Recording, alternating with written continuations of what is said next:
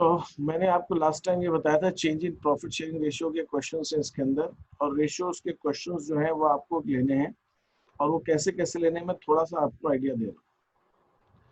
Unless you will start it, आपको समझ में नहीं आएगा, आपको एक बार स्टार्ट तो करना पड़ेगा, ठीक है।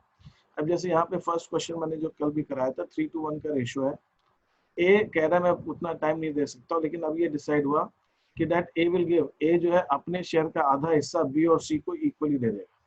ए अपने शेयर का आधा हिस्सा बी और सी को इक्वली दे देगा। तो ए का शेयर का ए अपने शेयर का आधा, तो पहले ए का शेयर कितना है 3/6, उसका आधा कितना हुआ 1/2, तो कितना हुआ ये 3/12। तो ए के शेयर का आधा हुआ 3/12। अब ये बी और सी को इक्वली दे रहा है, तो 3/12 तो वो दे रहा है और 3/12 इक्वली दे रहा है, तो इसको अपने को कुछ इस ढंग से करना रहेगा। सार्थक तुमको थोड़ी स्पीड बढ़ानी पड़ेगी भाई, बहुत धीरे धीरे चल रहा है सिचुएशन। Yes sir. हाँ बहुत धीरे धीरे चल रहा है, थोड़ा सा स्पीड बढ़ा के काम करो तब ठीक रहेगा। यहाँ पे ए बी सी का रेशियो आपको दिया हुआ है 3:2:1। ए अपने शेयर का सेक्रीफाइस ऑफ ए अपने शेयर का 3/6 का आधा दे रहा है, दैट इज 3/12, और आधा जो दे रहा है वो भी बी और सी को बराबर बराबर दे रहा है, तो गेन ऑफ बी 3/12 का आधा बी ले रहा है, और गेन ऑफ सी 3/12 का आधा सी ले रहा है, तो 3/24 बी ले रहा है, 3/24 सी ले रहा है। तो new profit sharing ratio of A that is 3/6 minus 3/12। New profit sharing ratio of B ऐसा आप निकालेंगे 2/6 plus 3/24। New profit sharing ratio of C 1/6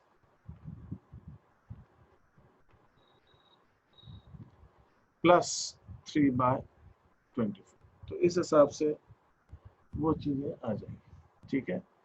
तो हम इस हिसाब से इन चीजों को लेंगे। ये ए के लिए ए का नया शेयर आ जाएगा, ये बी का आ जाएगा, ये सी का आ जाएगा। इसमें किसी को कोई डाउट है, कोई कंफ्यूजन है, कोई प्रॉब्लम है तो पूछ लीजिए।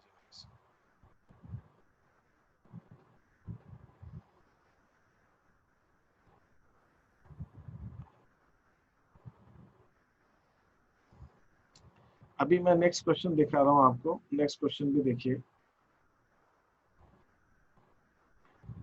अब यहाँ पे जो सेकंड क्वेश्चन है, सेकंड क्वेश्चन में हमको क्या बोला है,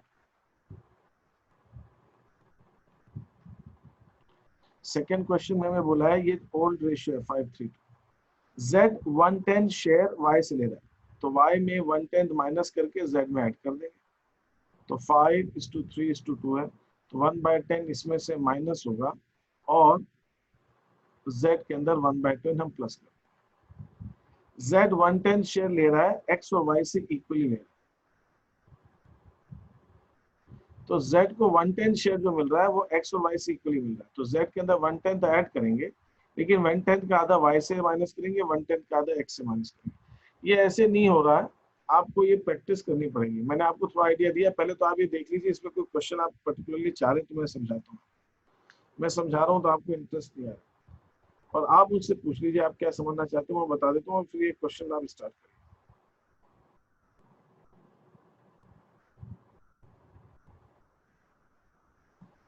बताइए मेरे को, या आप स्टार्ट करेंगे फिर पूछेंगे? स्टार्ट करके पूछ लेते हैं। ठीक है।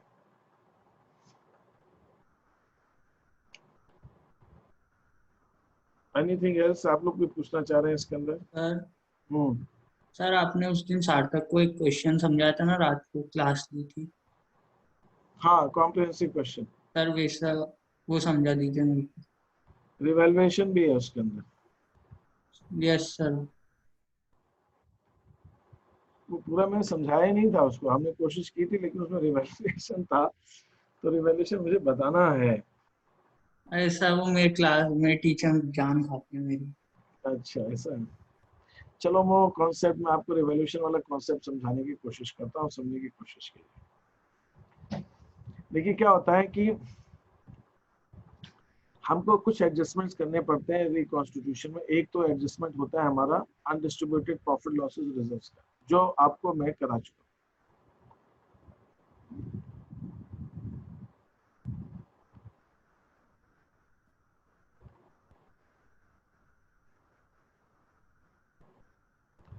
दूसरा एडजस्टमेंट होता है, एडजस्टमेंट का कैलकुलेशन होता है हमें प्रॉफिट शेयरिंग रेशियो का, जो मैं आपको भी बताया। फिर एक इसके अंदर एडजस्टमेंट होता है हमारा रिवैल्यूएशन का।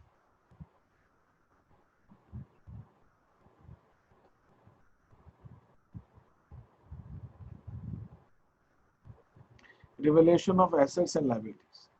और एक चौथा होता है गुडविल ट्रीटमेंट।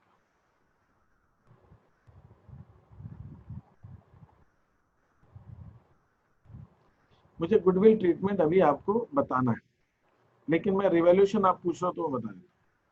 रिवैल्यूएशन का मतलब ये होता है कि जो हमारी बुक वैल्यू है एसेट की,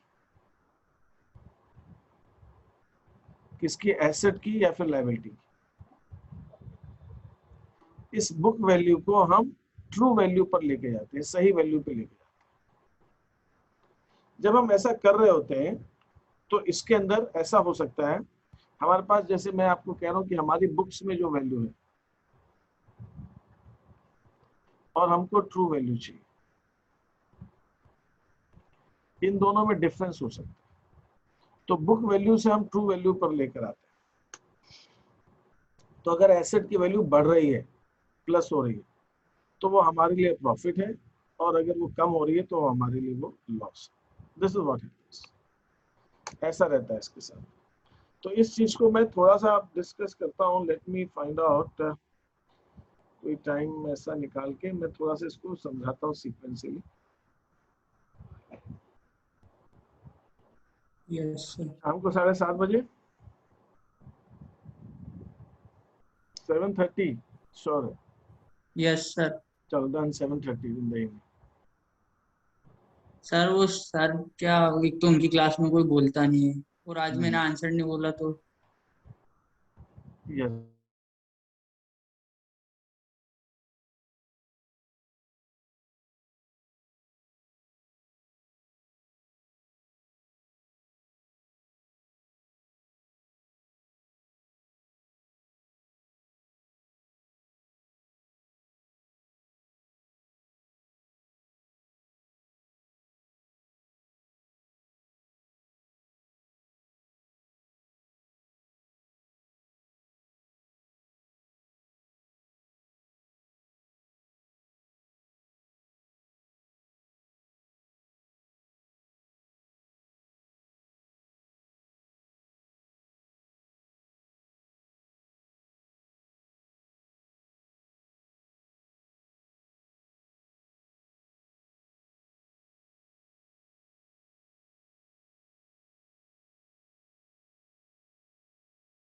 हाँ श्योर, क्या कह रहा है बता, क्या कह अरे रहा है? सर वो एक उनकी क्लास में बहुत कम बच्चे आंसर देते हैं, और आंसर नहीं दो तो फिर वो चिल्ला चोट करते हैं। आज मेरे से बोलते हैं कि तुम इतनी बड़ी बड़ी बातें करते हो। सर आपकी क्लास में आंसर दे रहा हूँ फिर भी ऐसी उल्टी बात करते हो। ओके, क्या नाम है सर का तुम्हारे? हेमंत देश पांडे। अच्छा।